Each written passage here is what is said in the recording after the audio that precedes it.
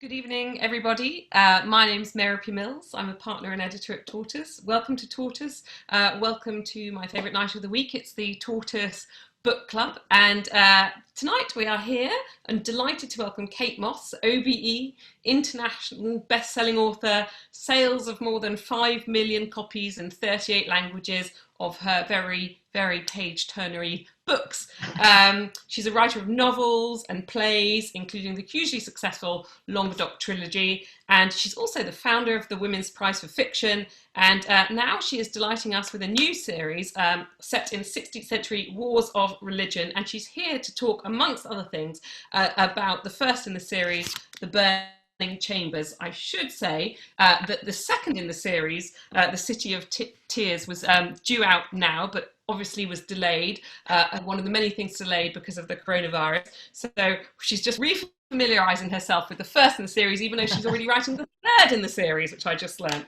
In a second, she's going to start with a little reading, as we do traditionally do with Book Club. But before she does that, I'll just remind you all that there are different ways to get involved in Book Club. If you have something you'd like to say or comment on or ask Kate, there are two ways you can do it. You can hover your little cursor over the screen and click on participants at the bottom, and then a list of names will come up, and at the bottom of that there's a little button which says raise hand, and if you do that you can raise your blue digital hand. I'm sure one of my colleagues will show you now, and there you go, Liv's done it, and then and you can ask Kate something or say Kate something. You don't have to ask a question. And the alternative is if you're feeling too shy to talk, my colleague Liz, hello Liz, give us a wave, is in the chat box and flogging Kate's book as we speak for and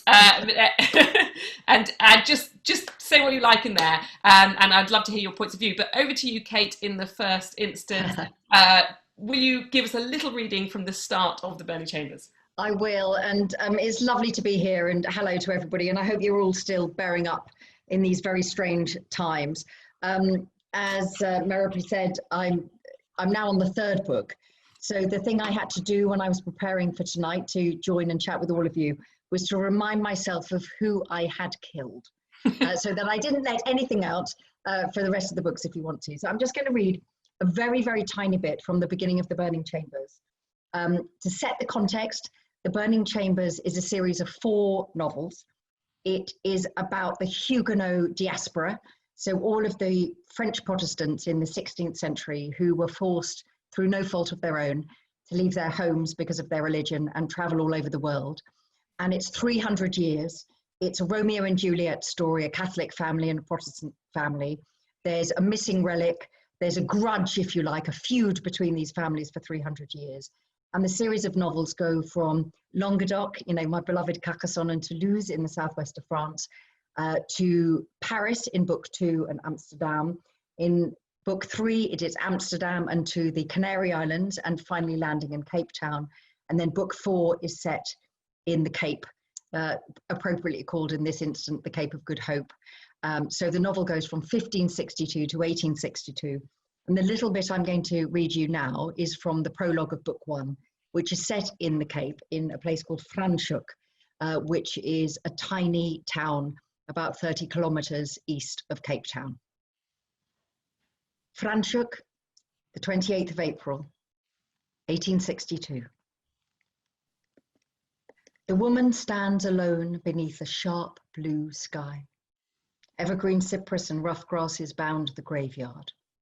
The grey headstones are bleached the colour of bone by the fierce Cape sun.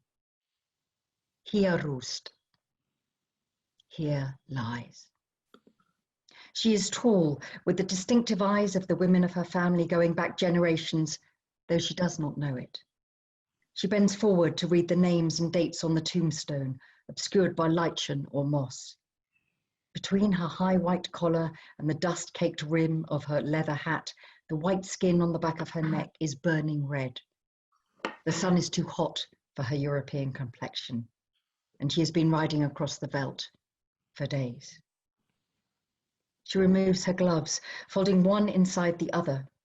She has mislaid too many to be careless, and besides, how would she acquire another pair? There are two little general stores in this hospitable frontier town, but she has little left with which to barter, and her inheritance is gone. Spent on the long journey from Carcassonne to Toulouse, Toulouse to Amsterdam, then from Amsterdam to the Cape of Good Hope. Every last franc has been spent on provisions and letters of introduction, hiring horses and a trustworthy guide to lead her through this unfamiliar land. She has followed this trail from the banks of the Aude and the Garonne and the Amstel, over the wildest seas to where the Atlantic meets the Indian Ocean, to the Cap de Bonne-Espérance. Sometimes the trail is burned blight, the story of two families and a secret passed down from generation to generation. Her grandmother and grandfather, then further back to her great-grandmother and her mother before that. Their names have been lost, taken up in those of their husbands and brothers and lovers, but their spirits live in her. She knows it. Finally, her quest ends here, in Franschhoek. Still, she cannot bring herself to look at the name on the gravestone. Wishing to savour this last moment of hope a little longer, she opens the journal instead. The spidery browned ink, the antique language stretching forward to her across hundreds of years, she knows every syllable, like a catechism learnt in Sunday school. The first entry. This is the day of my death. Thank you, Kate. Thank you so much for that. Stumped me, but you know, hey ho. No, you did it beautifully. So this is essentially a story. It's kind of a Romeo and Juliet type story. Protestants and Catholics falling in love in this book, a feud that passes down generations, feuds, missing wills, stolen relics, 300 years of history, wars of religion that tore France apart. It's such a big topic. Where do you even start with something like that? Where do you start? Well, I think sometimes with a novel, the story behind the story is as engaging as the story itself, for the author at least. So the reason I start in Franschhoek in the prologue and where the novels will finish is that usually all of my historical fiction are love letters to Carcassonne and the southwest of France. And I became the writer I am because we went there 30 years ago. And I heard what I always think of as the whispering in the landscape there. And the idea that a story can only happen in that particular place. It's not that you could write it anywhere and then just put it against a backdrop. It's that the land and the history and the characters are inextricably linked. But with this story, oddly, it did start in Franschhoek on the other side of the world. And I was there at a literary festival, and I was being driven in from Cape Town. And as we started to come down into the valley, which is in the winelands of South Africa, I noticed a sign at the side of the road that said Languedoc. And Languedoc, of course, is the name of the part of France that I write about. And I was astonished to see it. It was spelt with a Q, not a G, but there it was. And then we kept driving. And as we got closer to this place called Franschhoek, I saw that all of the names of the wine farms were French. Not Xhosa, not Afrikaans, not English, but French. And finally, we got into Franschhoek itself, and I saw the name of the main street, and it was called Huguenot Street. And at this moment, obviously, I smelt a rat. And I said to the person driving me, you know, I didn't know there was any French history in this part of South Africa. And he said to me, oh, don't you know that the word Franschhoek means the French corner? And so when I wasn't doing events, I went to the Huguenot Museum at the end of the street, and there discovered for me a piece of mind-blowing history, which was this, that the Dutch East India Company, Holland, the Netherlands as it was a massive power in the 17th century, and they had invaded and stolen and taken the land from the African people to whom it belonged. And they were using the Cape as a refueling station, if you like, to their territories in the Far East. And someone had realized that the land in the Cape was very similar to the land in the southwest of France, and that just maybe, therefore, they could plant vines, and just maybe they could make wine. And so a letter went back to Amsterdam and to The Hague and to Rotterdam, saying if there are any French refugees who are winemakers from the southwest of France, who are prepared to come across the seas we will give them money for the passage on a ship and their family with them. We will send a French pastor to administer to their spiritual needs. We will give them a farm when they get there and means to buy the tools they need. And in part, therefore, not entirely, but in part, the South African wine industry was started by 7 Huguenot families. And this was like, whoa, this is an incredible piece of history. But of course, research and history, they're just history. And I'm a novelist, not an historian. But then I went to the back room of the museum and I saw all the names of the people who sailed when the Protestant faith in France was finally kicked out in 1688, revocation of the Edict of Nantes. And I ran my finger down all the names on that board. And there I saw the name of a family that I'd written about in my 2005 novel, Labyrinth. And again, I had this sort of shivering down the back of my neck. But the thing that made the story start, and when I realized that there was something for me as a novelist here, was going out into the Huguenot graveyard, which is where I just read a bit of that prologue, and standing there amongst the graves and seeing the old names, the Afrikaans names and the French names, and the women's names being lost in settler names as they married and their daughters were given different names. But then looking up at the mountains that ring Franschhoek, and they look just like the mountains of the Ariège in southwest France. And I suddenly thought, what would it feel like to have grown up hearing about the land that you were expelled from, that you've never seen, your family never forgot, and you know the word nostalgia means a longing for home. And to find yourself on the other side of the world and look up at those mountains and suddenly think, oh, we could make a home here. And at that moment, the idea of all refugee stories are about injustice and terror and fear and loss. But what about if you could write a story that would be about the finding a new home? And at that moment, I thought, don't do this. You don't know the history of South Africa. You do not know the history of the Reformation in France and Holland. This is not your territory. But then the voice never left me alone.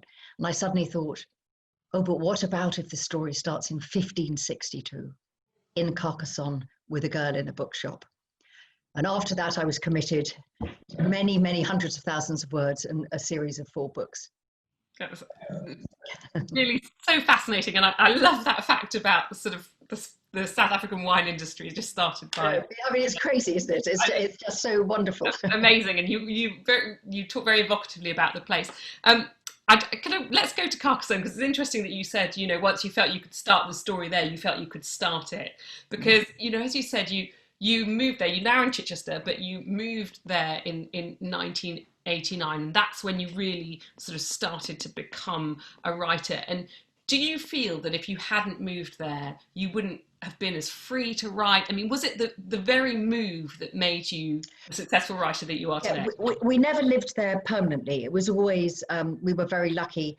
I mean, at that stage, I was trying to set up the Women's Prize and my husband was retraining to be a teacher. So this wasn't about wealth, as it were, in terms of properties. But my husband had spent many years in France. And that is the place he feels most at home. And my wonderful mother-in-law, for whom I'm a carer and who lives with us, who is an amazing 90-year-old, amazing Granny Rosie, famous now. She was on the television for VE Day playing her piano. Absolutely amazing woman. She and I and my husband, just pulled our very limited resources and bought a tiny house in Carcassonne. And the only reason we were there is that Granny Rosie had a friend who had a friend who had a friend who was twinned with an estate agent in this place called Carcassonne, which we'd never heard of. And so we went and we bought this tiny little house, knowing nothing about the place. But from the moment that we stepped off the train, because there were no planes there in those days, walked through the modern town, the Bastide, which is 14th century, where much of the Burning Chambers is set. And I was pregnant, expecting our first child. And everybody who knows France will know there's something that happens at about 7 every night, which is French town's empty. There's nobody about. So we walked down through the fog in November, hearing sort of the tapping of footsteps somewhere elsewhere. And we got to the Pont Vieux, the old bridge that separates the modern town, the Bastille, from the medieval city. And I saw this extraordinary crown of stone, 52 towers and turrets. It's like a fairy tale place. And it was just a coup de foudre. I just fell completely in love.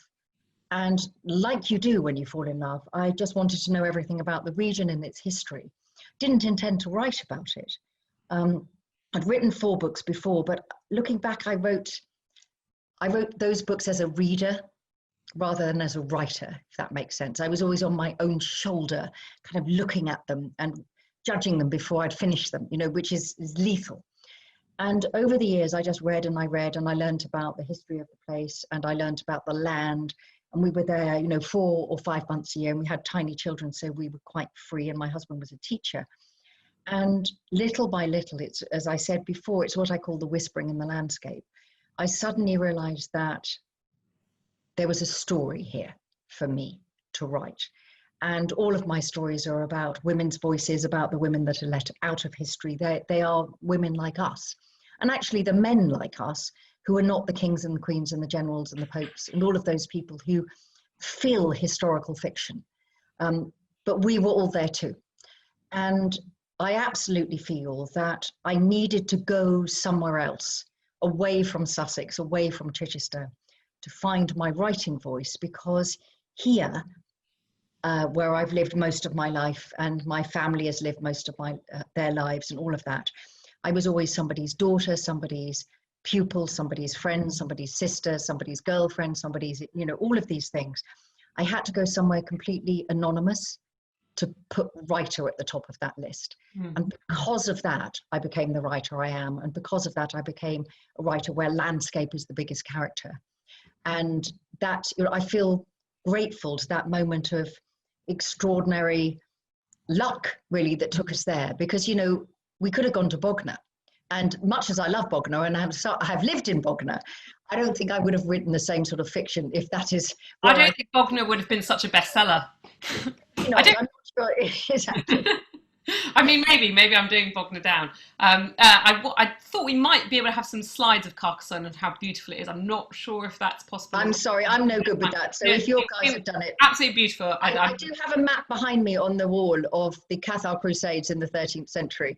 And Carcassonne is there, and Toulouse and all of those places, but it's maybe very on-brand backdrop. On brand.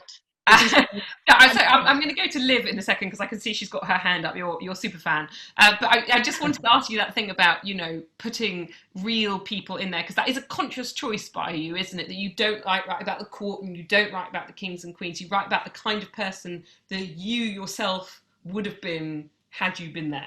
Yeah, all of us, and I think also what I feel very strongly about, and obviously we're in a time where exceptionally we know we're living through history. Mostly, when I was first talking about the burning chambers, I would say, we don't know we're living through history, but part of the impetus for the burning chambers was the idea that when the wars of religion started, I have an ordinary woman in an ordinary town, Carcassonne, Minou, who goes to work on that day, as it were, in her father's bookshop, unaware that something is happening in northern France that will change the face of France forever.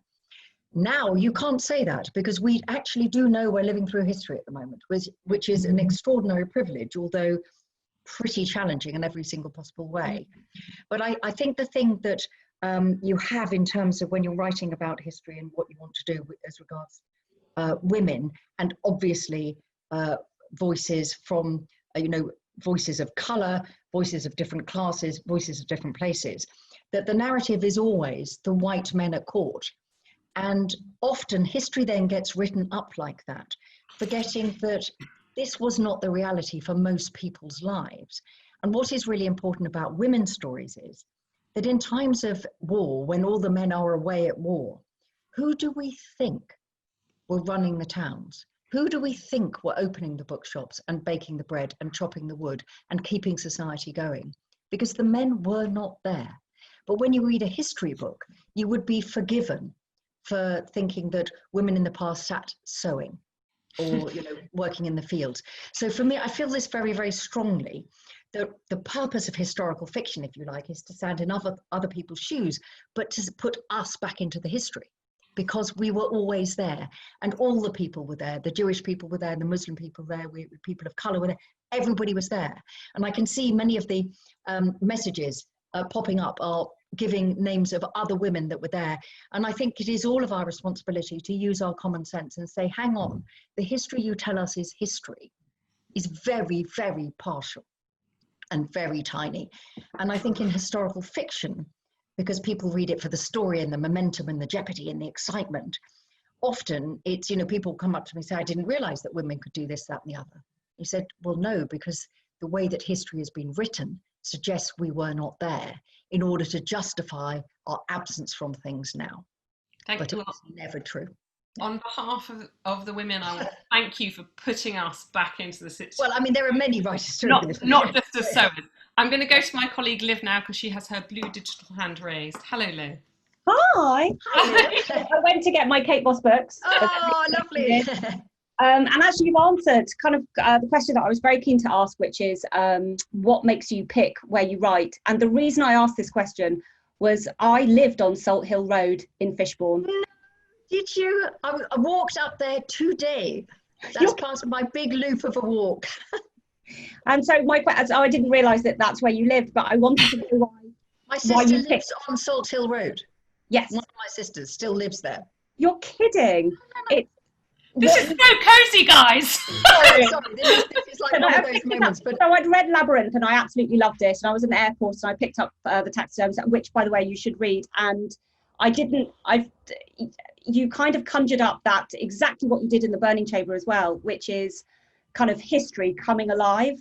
So you made me imagine what it was like where there was no roads and there was no train, and brilliant. To get down to Appledram it wasn't going to the Witterings, and to get to Chichester you had to kind of get a horse and carriage, and it was the same with the Burning Chambers. And I just wanted to know what made you pick those places. Well, I think, I mean, and this is a brilliant question. Thank you, Liv, because actually I'm noticing on the chat lots of comments about Bognor.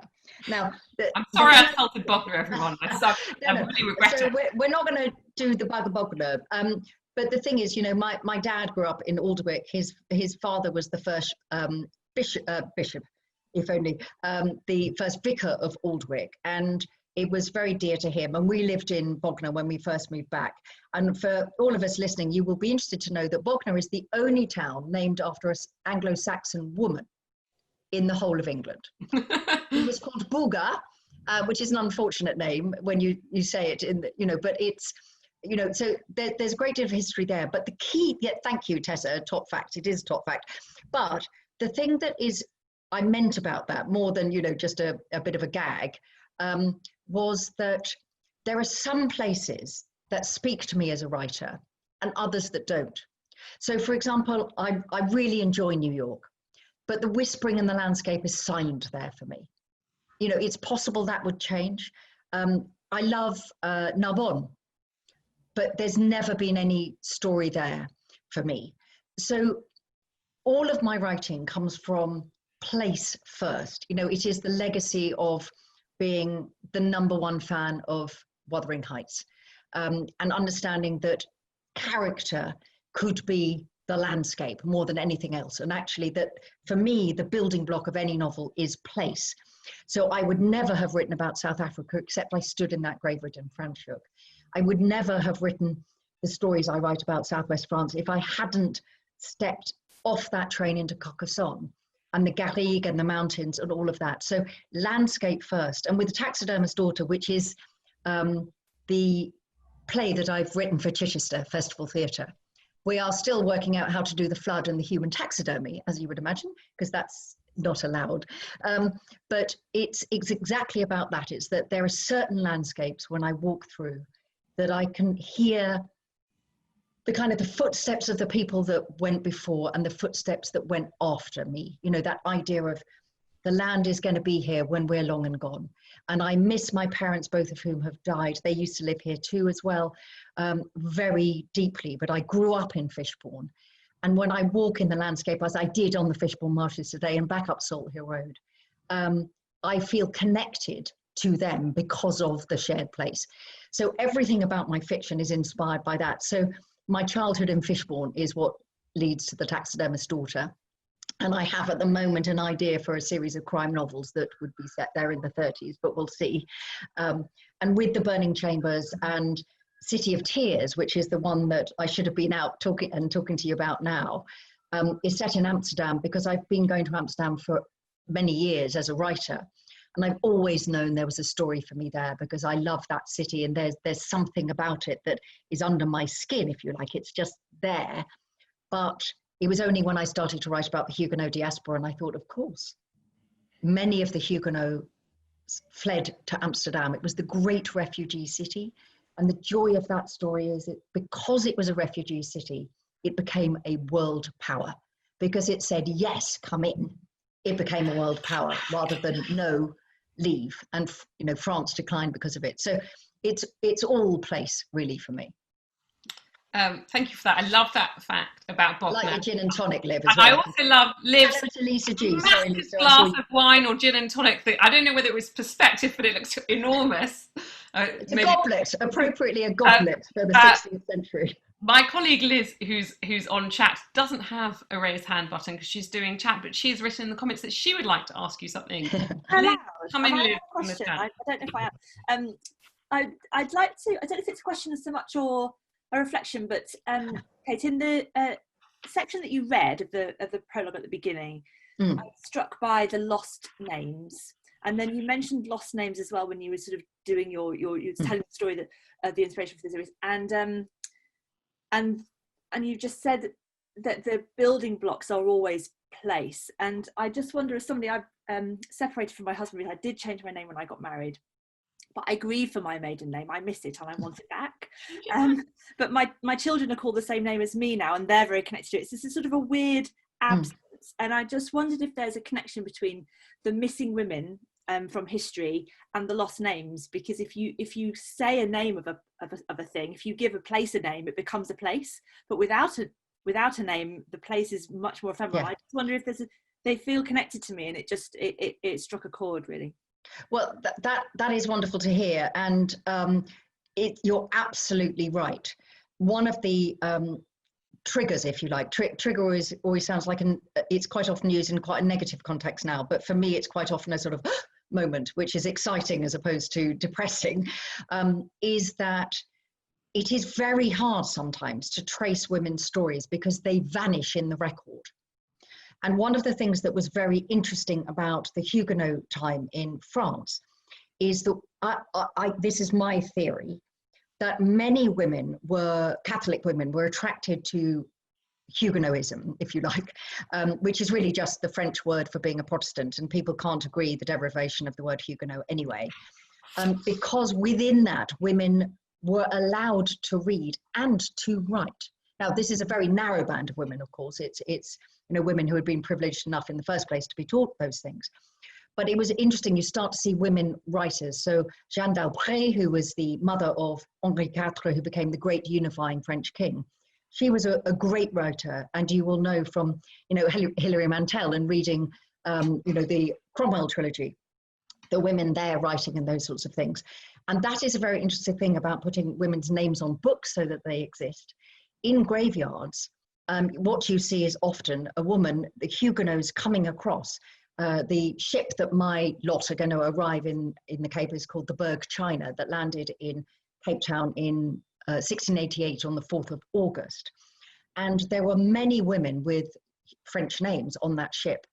But often, and I make no comment about this, the husbands died and they married settlers. So the French names then get lost.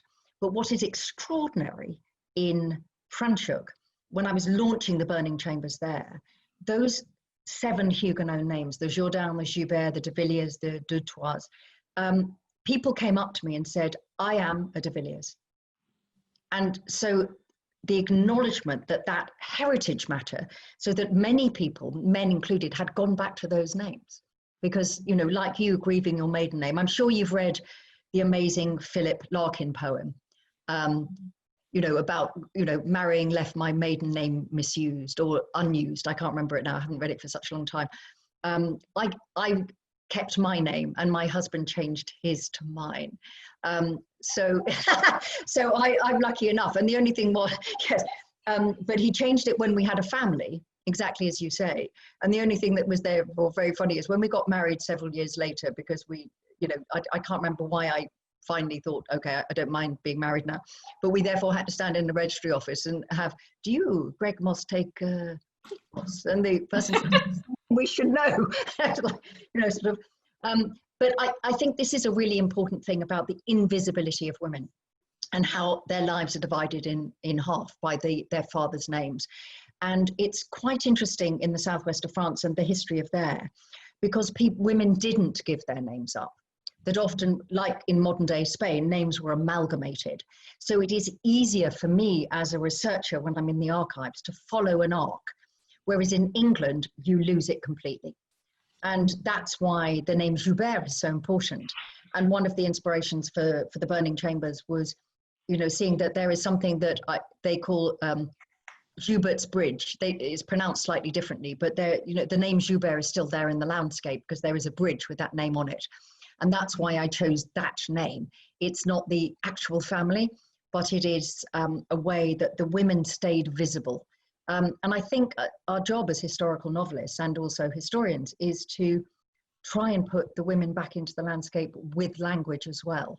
So you should, I know what you mean about if you've got your children have that name. It's complicated, but you know, yeah. I didn't want to give my name up, so I didn't.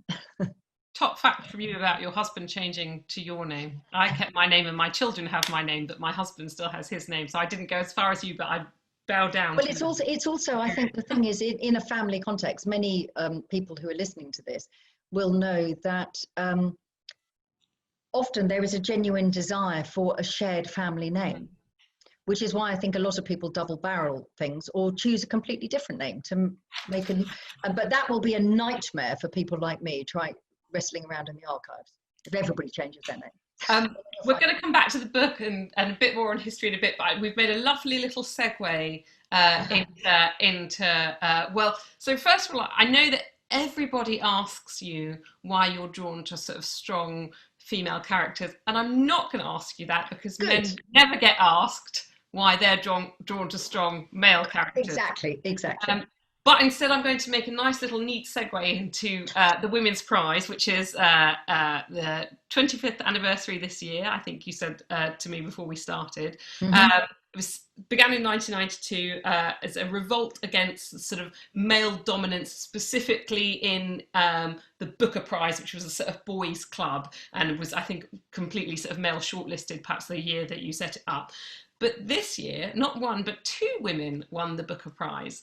So I wanted to ask you, do we still need a Women's Prize? Oh, no, I'm so disappointed you asked me that. Yeah, no. I think I'm just... No, I know, I understand. And also, the person I was waving at, Lisa G., who is listening onto this, was an enormously key part of developing the Women's Prize in the early days, particularly, you know, there was no technical expertise, and Lisa was the person who really did that. So Lisa, I know you know, but thank you for all of that. And now look where we are. So the thing that's really interesting, and it's interesting in the language you used in a way, is that it did start with a question. It didn't start in anger. And it was very interesting that whenever I was being interviewed, every single interviewer would say, so you're angry, you're cross, you're whatever. And I would go, no, no. And the thing that you know, the Booker Prize was part of it, but it was more that there was an all-male Booker shortlist in 1991. And the thing is, that is all right, because the judges are allowed to choose the books that they think are the 6 books that most fulfill the brief of any prize. However, what is not all right is that nobody noticed. Because the idea of literature with a capital L, the idea that this is what is valuable, everybody thinks it's neutral, but actually what they meant was it was a certain sort of white male literature, occasionally not white, but fundamentally George Bernard Shaw, who I adore, incidentally, as a playwright and a thinker. So what I said, and other people said, was, can you imagine if they had put out an all-female list? Every single journalist and novelist and publisher would have cried foul. They would have said, that's political. You did it deliberately to make a point. And for me, often with feminism and also obviously with race and with class, all of these things, all you need to do is flip it and flip it on its head and say, just imagine if it was that way round. And that often then reveals where the prejudice is or the bigotry is or whatever.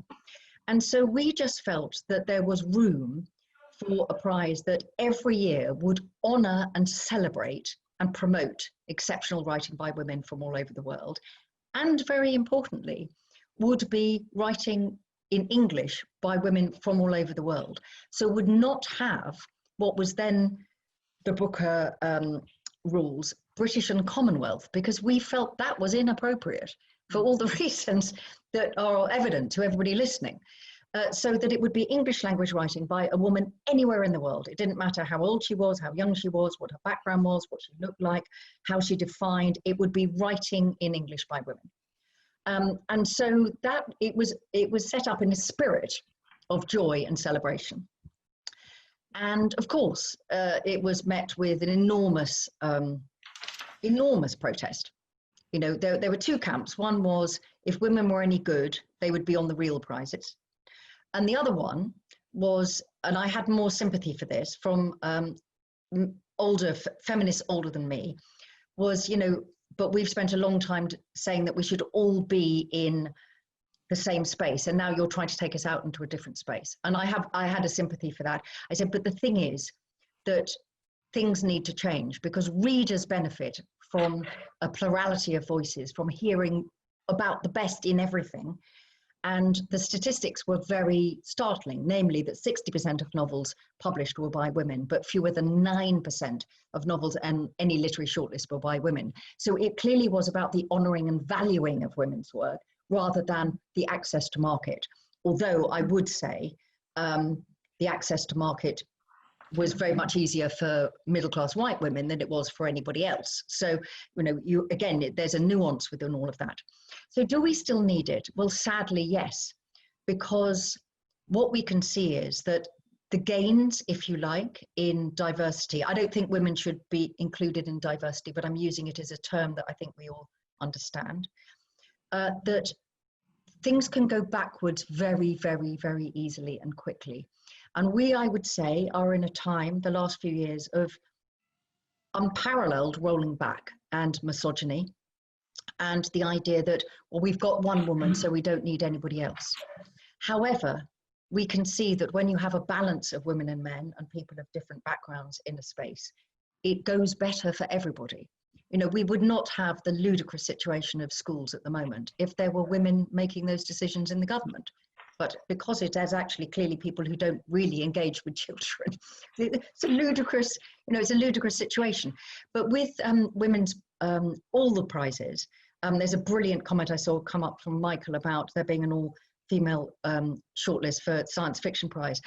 If the Women's Prize was the only prize, then of course, that's a different case to answer. But do I think we still need to, every year, celebrate, applaud, and stand as women with other women? God, yes. And, you know, I don't think that would ever go away, because why would you ever dismantle something that's successful? Because the Women's Prize succeeds in putting exceptional writing by women in the hands of men and women who want it every year.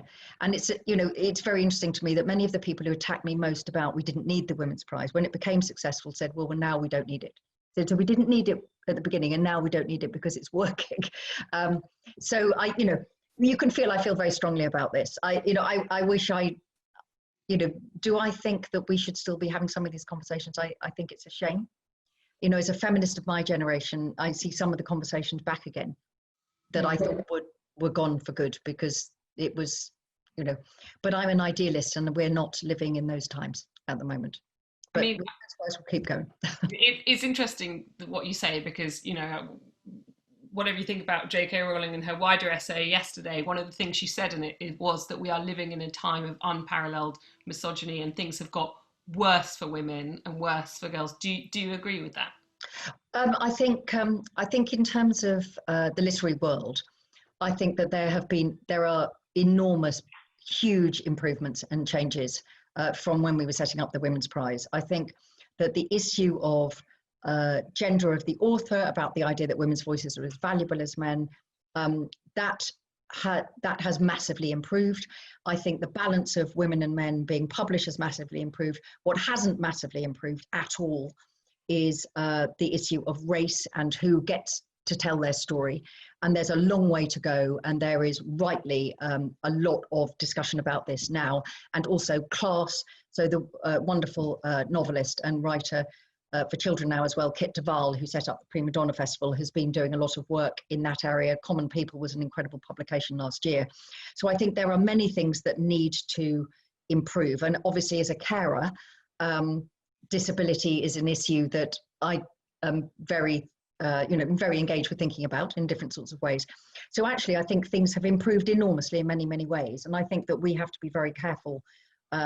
As I sit in Sussex, and where most people listening to this, I imagine, are maybe within the UK, the conditions for women and girls in other parts of the world are often significantly worse, although there is a great deal to do here too. So I think it's really important to acknowledge the things that have got better, and just keep doing better. Really, I think that's what the goal for the Women's Prize, and the goal for me as a writer, and the goal for me as a feminist. And someone who loves to write and is a writer of those stories, is that anybody, whoever they are, feels that they have the right to tell their own story. That's the thing. And when we were setting up the prize, it was that, that often women's work were not being promoted as valuable, and consequently readers were missing out on the stories. And I think that what's happening now in publishing, in terms of trying to widen that. My lovely dad, who was an amazing and wonderful man, who died in 2011, very much of his age. When I was setting up the prize, he was trying to kind of get his head round it. And after a while, he said, "Oh, I see, darling. It's not about leaving anybody out. It's just bringing more chairs to the table." And actually, that's it. We get a bigger table and invite more people in. That's it, really. That's lovely. And actually, you made a nice sort of comment there about diversity in publishing. And I did actually want to ask you, I'm not sure if you saw, but in the last sort of day or two, in the middle of the sort of Black Lives Matter protest, there's been a hashtag on social media, "What Publishing Paid Me," where people, especially people from minorities, are talking about what advances they got. Don't worry, I'm not going to ask you to reveal your advances, but I did want to know if you do think, because one of the things people are trying to show is a sort of level of bias in the publishing industry. Do you think that the publishing industry needs to take a long, hard look at itself, and it is biased towards middle-class white women? I think that, this is a very difficult question for me to answer, honestly, because I'm kind of here tonight as a writer. And I think it's very easy to make comments, not ill-advised comments, but kind of without all the thought behind it. But do I think that publishing needs to be more inclusive? Absolutely, yes. Do I believe that publishing believes that? Absolutely, yes. I think that there has been a great deal of slowness. The Dorothy Koomson piece that I think you're referring to, Dorothy is a brilliant novelist. And she is, I thought what was really powerful in her piece is that she said, "I don't want to have to write this. I want to, get on with my writing." And I think that's one of the things that we felt in the Women's Prize, is that we should be campaigning on behalf of women so that women could write their books. That it's always incumbent upon the people who are being forcibly left out to spend their time demanding to be let in, rather than the people who are the gatekeepers sort of opening the doors. I think it's that. So I think that publishing has made a lot of changes in the last few years, and is acknowledging that it needs to go faster and do more and do better. And I'm not a publisher, but I think it comes back to the same thing. That do I think that every woman who writes, and for me, obviously, that has been my focus. I think that every single woman who writes has the right to be seen as herself, not as the woman writer, the Newcastle writer, the Bognor writer, the black writer, the Spanish writer, the whatever, because that is reductive. and it plays into the idea of the narrative that there is literature and everybody else is kind of an adjunct to that. And I think that that is the most important thing that might be happening now, is the idea of every writer to be seen as herself, not representative of anybody else, not having to speak for everybody else.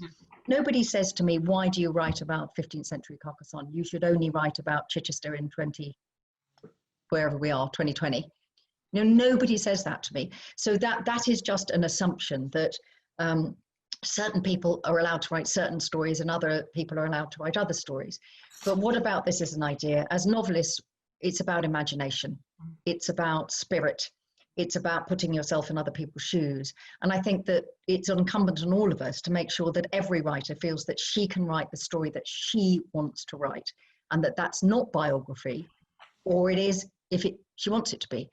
I couldn't write further from my own experience, truthfully, except for place. All of those sorts of things. And I have been privileged to be in that position.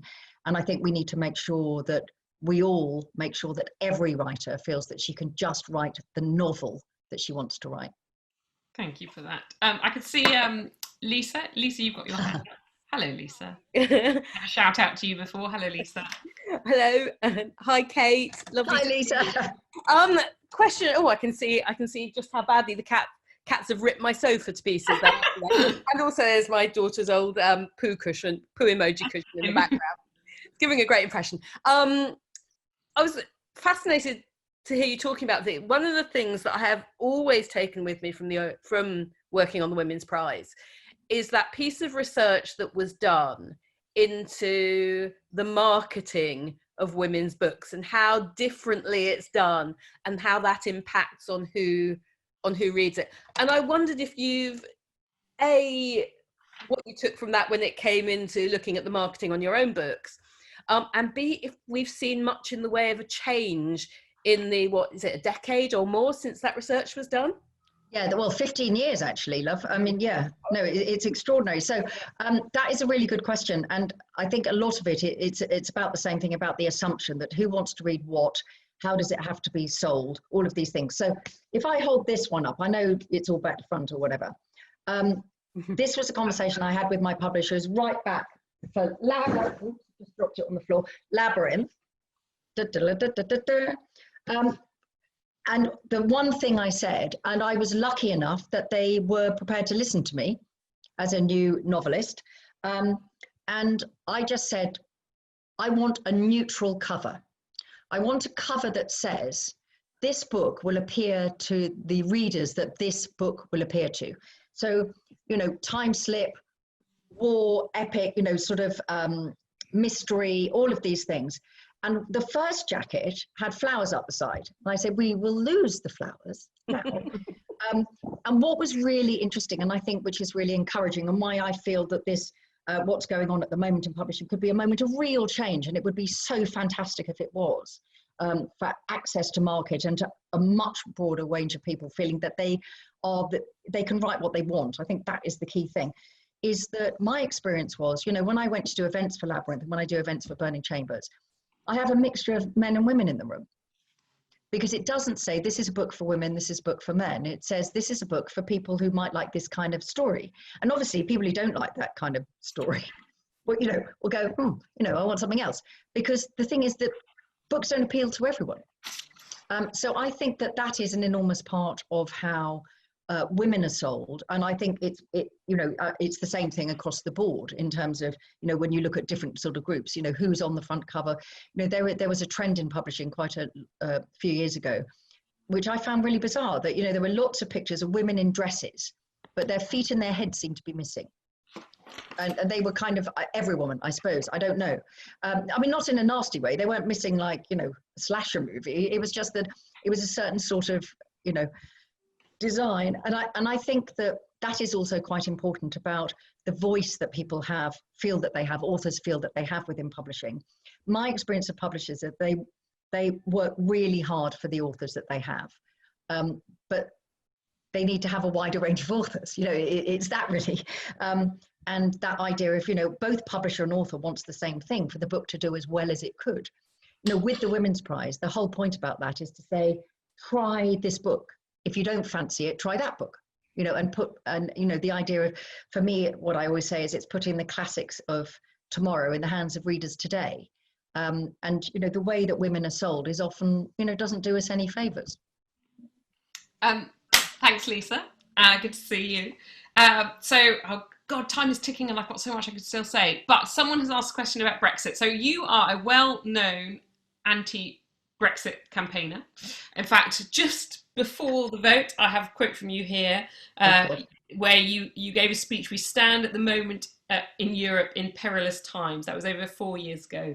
And you talked and wrote about how some politicians are encouraging people who've been neighbours for years to see ourselves only as people in conflict rather than all Europeans who have connections and loved and shared common interests. Mm-hmm. Do you still feel we're at a moment of perilous times in Europe? I know you did a charm offensive, didn't you, with sort of 3 other writers where you did a European tour, a sort of anti-Brexit European tour. I mean, do you still feel, or are you, like so many anti-Brexit campaigners, sort of resigned to... Well, the thing is, I think it would be fair to say that I was never an anti-Brexit campaigner. I wrote in a book about my thoughts. If you like, I was always pro neighbourhood. I was pro European, because I think that that's part of the problem, is that if things are always presented, you being in opposition to something, what is better is to be positive about something. That seems to me the way that possibly, if that had been done, we might not have been, you know, the vote might not have been so close. Actually, I was one of those people that felt, despite all the clear dodginess, shall we say, about some of that, that once the vote had been taken, I felt that we had to accept it, and that we needed to now try to find a way of being positive and in a different sort of way. Someone who is partly in France, whose family very, very, very, very, very distantly past came, you know, we know that a relative came across in the army of William the Conqueror. Mosse is a name of a village in France that has long gone. But also someone who has studied quite a lot of history of England. A lot of these definitions that we were being sold about, you know, Britain standing alone, all the rest of it, were nonsense. You know, they weren't historically accurate and they were daft. And we know that borders move. And because I spend a lot of time with people in their 80s and 90s, I know that there was a real belief that Europe would prevent war happening again, being friends with our nearest neighbours. And that, I think, had an enormous effect on me, always growing up. You know, my father fought in the Second World War and said, you know, never again should this be allowed to happen. So, you know, do I think it was a grave error? Yes. Do I think that the consequences are deeply problematic? Yes. Would I ever go and live somewhere else and not be part of trying to make it work? No. You know, you know, even though my heart is in Carcassonne, I am totally English, and I feel, you know, it's up to all of us who are here to try to make a go of it. It is pretty difficult feeling positive at the moment because of the people who are in charge, who do not have any sense of honour, and they do not have any sense of public duty. And they do not have a sense of what is genuinely best for the people of this country.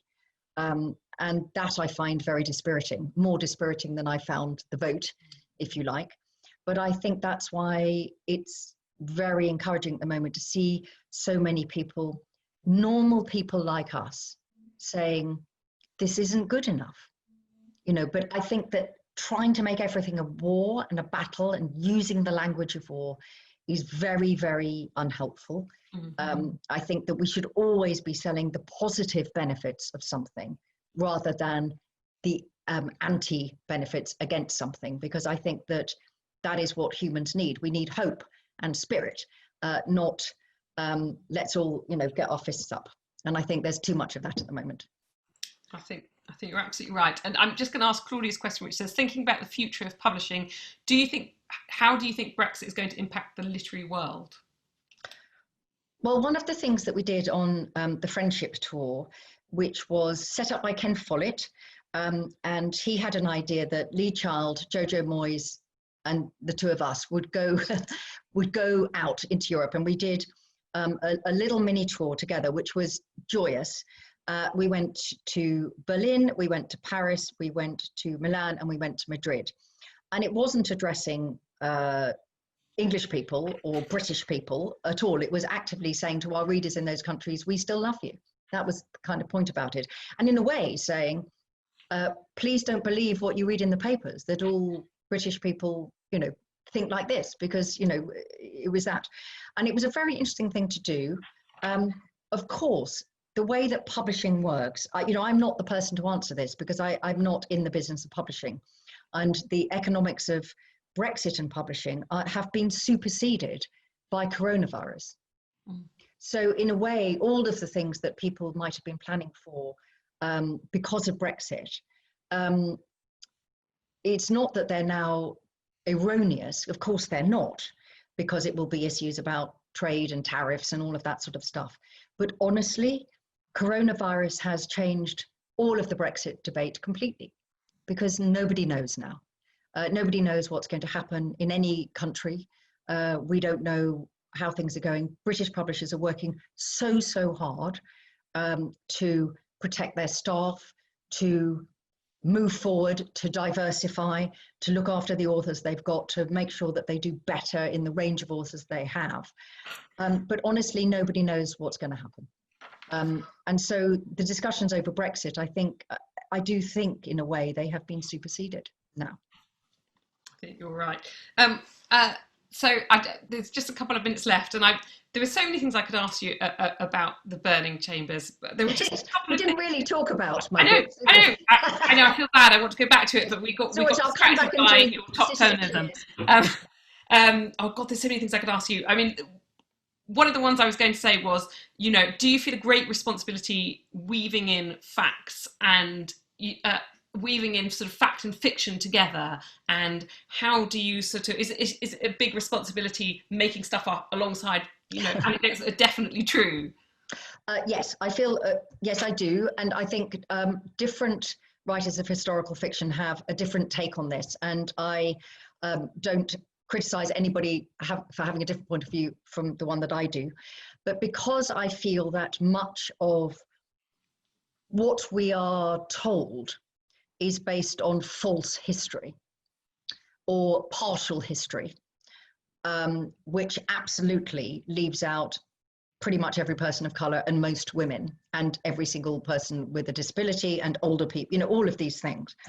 Because I feel that very strongly. I feel that therefore going back to the historical record is essential, because if we are going to be dictated to today by a history that is partial or in many cases wrong, then we need to go back to the source material and get it right. And the way that I think is really important for me that I do that is obviously through the women's stories, and actually saying, hang on a second, you know, all of these things were being run by women. Of course they were. And people didn't think women mustn't do this, mustn't do that. A lot of what we think of as, quote, the past is through the prism of 19th century Victorian historians who had a particular agenda about women's roles and the roles of empire. And so consequently did quite actively downplay women's contributions and the contributions of people of color, because it did not fit their agenda, if you like.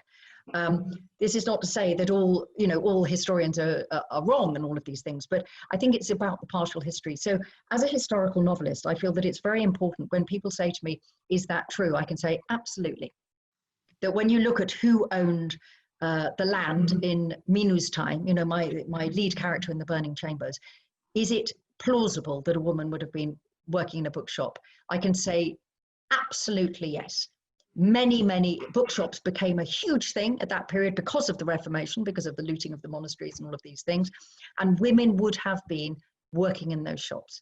And then people say, oh, I didn't think women did, you know, I thought they all had to stay at home. Say, that was not the case then. And we know with the Enlightenment in Britain that women had a lot more agency, if you will, than they were to have in the Victorian period that came later. Because guess what? History is not, sadly, a walk forward to better times for everybody. History is a pendulum. and it goes backwards and forwards. So as a historical novelist, my job is to say, in those times, women could do this. And the thing that, when I write in Labyrinth in the 13th century, French law had a different thing. It was not about primogeniture. So the land, any inheritance was divided equally between the male and the female children. That changed when the Catholics invaded the South. So it's just, for me, all about that, just saying it wasn't always like this. Let's go back to the real history, and then we can make decisions for ourselves based on what, so far as we know, was, not what subsequent generations have told us it was. And that's how we change things, I think, going back to the record. I mean, I really should stop now, but someone has squeezed in a last question specifically about the Burning Chambers, so I would like to ask it. Tamsin says, did you always have Minu as your main character, or did you try other narrators before her? Thank you, Tamsin. Yes, with the way that I work, is that I do the research, and I do years of research, particularly for this series, which is a huge undertaking of 300 years, and often history that wasn't familiar to me. I didn't have a grounding in it in quite the same way. And then the research and the timeline and the place and the idea of the story I want to tell, if you like, is building the stage set. And then I kind of stand on the empty stage on my own and think, okay, who's coming? Who's coming to join me here? And I knew that my narrator would be a woman. I knew she would be of a certain sort of age. I thought that she would be Catholic, because that was the majority in La Cité, in the Carcassonne at that time. It wasn't a Huguenot stronghold. But I didn't know any more than that. And it's always, when I start a novel, it's a question of holding my nerve. So I stand on that empty stage with all the research and the stage set all around me, if you like. And then I know that there are people in the wings. And then I start writing just to see what happens. And there's a moment at which they come out. And as you know, my son, well, I mean, he's not at the moment, but my son is currently playing Marius in Les Mis. And those of you who've seen Les Mis will know the song Empty Chairs at Empty Tables, when he stands on his own and all of his friends come forward and they go back again and he's left on his own. And that's what it always feels like for me, that I feel them come in from the wings, they're standing slightly behind me, and then they step forward. And at that moment, somebody turns round, and it was Minu. And it's like, here I am, let's go now. And so I don't, she's there. It's a question of me seeing her. I never decide from the outside, if you like, that I'm going to have a character like this or a character like that. It's just a sense of a character that's there. And once she's there, once my lead character is there, everybody else comes to join her. The only thing that I did have with the Burning Chambers is there's a bit quite near the beginning when Minu is in the bookshop and she finds a letter and it's addressed to her. And this is very confusing because everyone she knows lives in Carcassonne. And so who would write to her? And indeed, it's got her given name, Marguerite Joubert, rather than Minu, which is her nickname. And she opens it up and there are just 5 words on that letter. And it just says, she knows that you live. And when I wrote that, I thought, God, who the hell's that? So that is a character that became Blanche, but I had no idea who she was, just that there was another person lurking. And that's how it's always worked for me. And of course, my nightmare is that I'll start a book and they won't come. And then, who knows what I'll do. But so far, they've always turned up. And we're very lucky they have. Thank you so much. Thanks for running on. Thank you so much. Kate, was so brilliant. Everything you've said tonight. I mean, you started talking about, the privilege of knowing we're living through history. And I just thought that was just such a brilliant way to start off. I want to thank you for so many things. I want to thank you for writing the women's stories back into history. I want to thank you for starting the Women's Prize. Thank you. Still need it. And what you said about how you take any situation, whether it's race or feminism and class, and reverse it, and all you need to do is to flip it to expose that bias. And thank you for being so positive about Europe. As you said, just what can you do? I mean, the only thing can I do a shameless plug at the end for this? Shameless plug.